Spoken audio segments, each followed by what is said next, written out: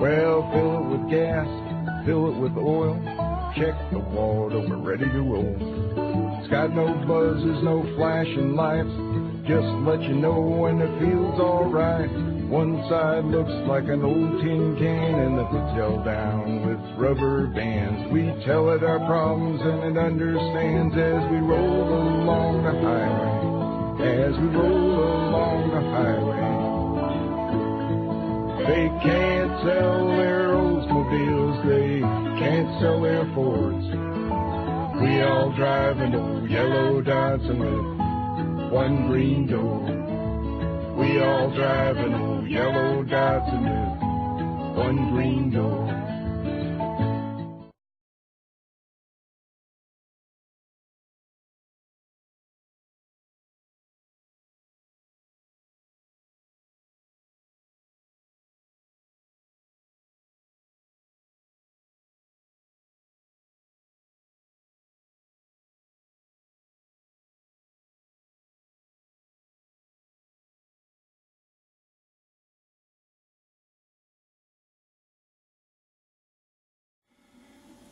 You know, I see people talking online all the time, and so let me set the camera up better for where I'm sitting here. I wonder how they can do it day in, day out, where they can pick and choose topics. I guess my problem is that I can't really concentrate on anything, so it makes it hard to talk about one specific topic because I tend to get sidetracked.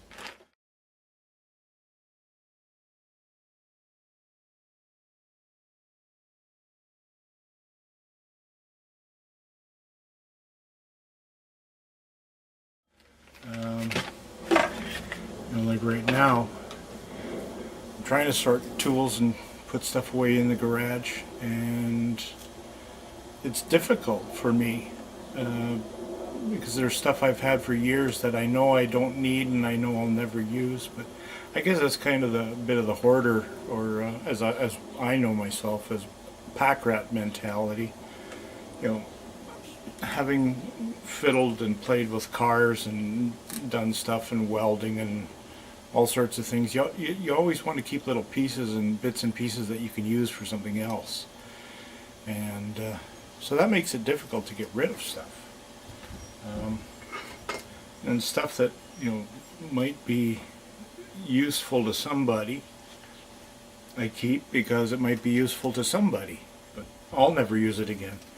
One of the things I'm bad for is this: inner tubes for bikes.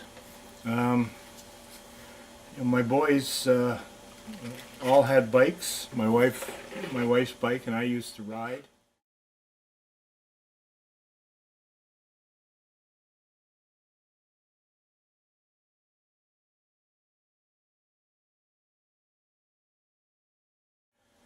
And every time we got a flat, you know, I used to fix the tubes and put them back in, and I think that's the way, you know, the old schoolers did it. But I find now that my boys don't seem to have the patience to patch a tire anymore like we used to. So all the tires we have kept getting new tubes, and I ended up with a whole stack of tubes that just had a little hole in them. So I would, you know, take a few minutes, it doesn't take long, patch the tubes, and then I'd, you know, squeeze all the air out of them best I can, roll them up, throw a wad of tape around them, and then I'd keep them. And then if I ever needed a tube for one of their bikes, there was one that was ready to go. And they, you know, I don't think they ever wanted to waste the time or spend the time, you know, 10 minutes to throw a tube on a bike tire. But anyway, I have probably about 15 or 20 of these things, and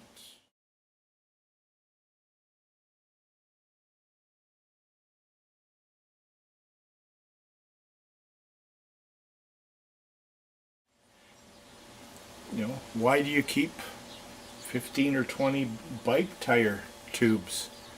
Well, one of the reasons, I guess, is that living in a smaller town, there is a place in town you can buy stuff, but their inventory is quite small. It's just like a general little hardware store. Little place has a little bit of plumbing and heating and some paints and stuff and a few lawnmower parts, but they're small enough they don't have any lumber or anything like that.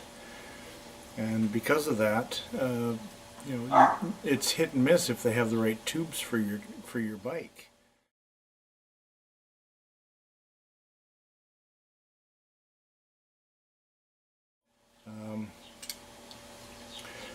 So I keep it. Don't know why, but I do. Same with tools.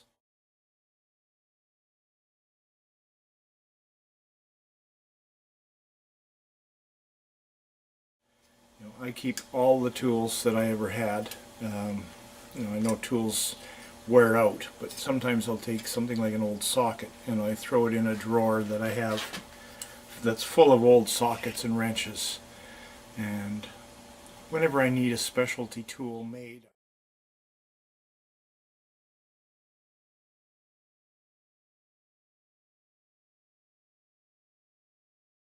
I don't like to damage a regular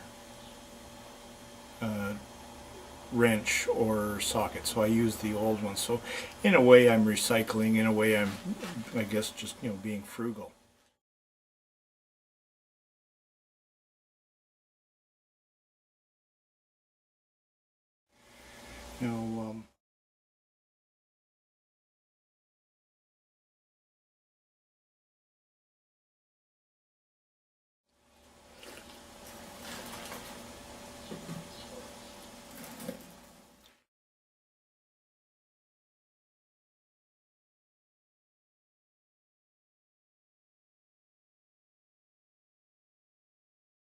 All the junk I do keep tends to weigh on me, and I guess it does a lot of other people when you're a hoarder or a pack rat or someone like that. It's not just your belongings and your surroundings, but it clutters up so much more.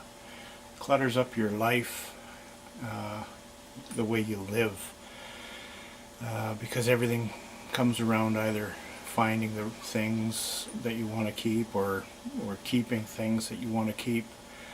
And I can understand. I've watched those hoarding shows, and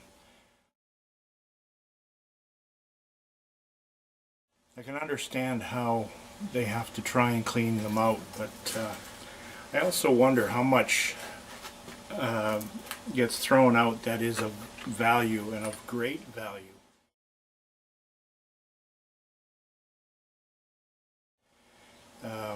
To people out there, and that's what I'm concerned about. Is a few years ago, I was frustrated with the mess in my garage, and my dad came over and he was on my case about all the crap that I had, as he called it. And so I loaded up a trailer full of stuff.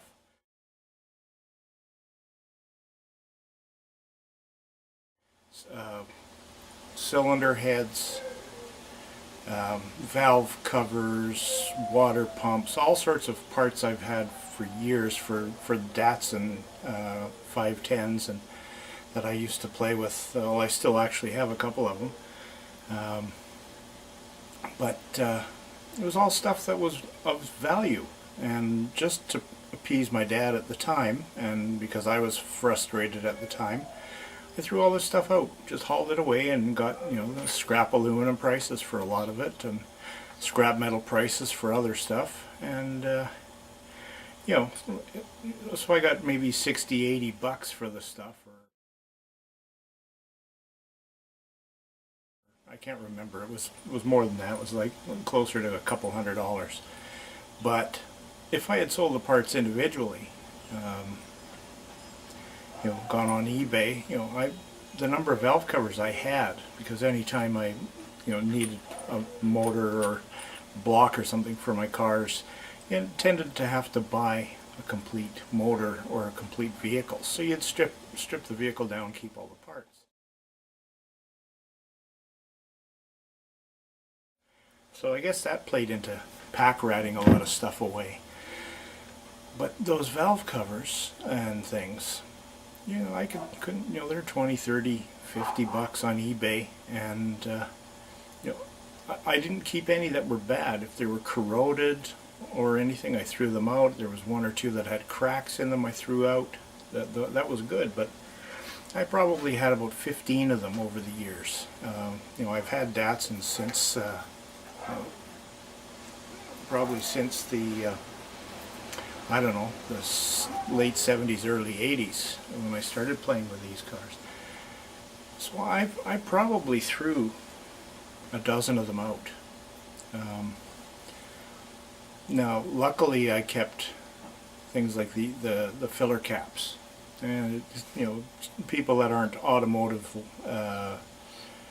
people or aren't Datsun people think, well, why would you just keep a little oil cap? Well, turns out that the oil caps that I have, or a bunch of them I have about 8 or 9 of the ones that are apparently more rare oil caps with the elephant on them. And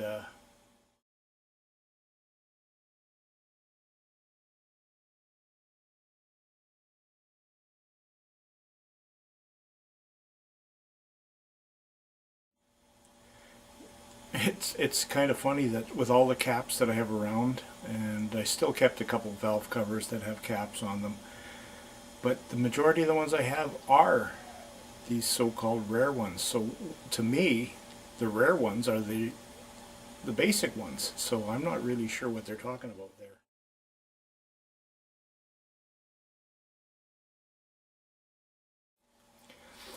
And there we go, going off topic again.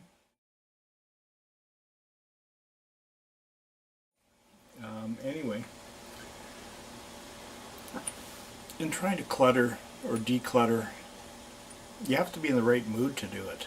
And there are times I come outside and, man, I can rifle through stuff like crazy. I can just rip and tear and throw things. I can fill a trailer load, and my trailer is 4 by 8 feet by about 20 inches high, and it'll carry 1,500 pounds, and I can fill that trailer in a few hours with junk.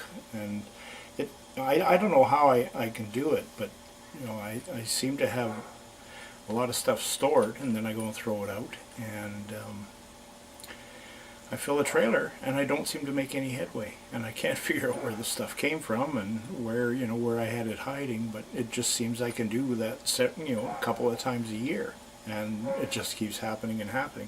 The only problem is, I guess, is that I bring stuff home, and that's what I'm running into, is trying to go through all the stuff that I've got from home, or got home now, and I'm not putting away. I've got tools all over the place. That's the big thing, is tools.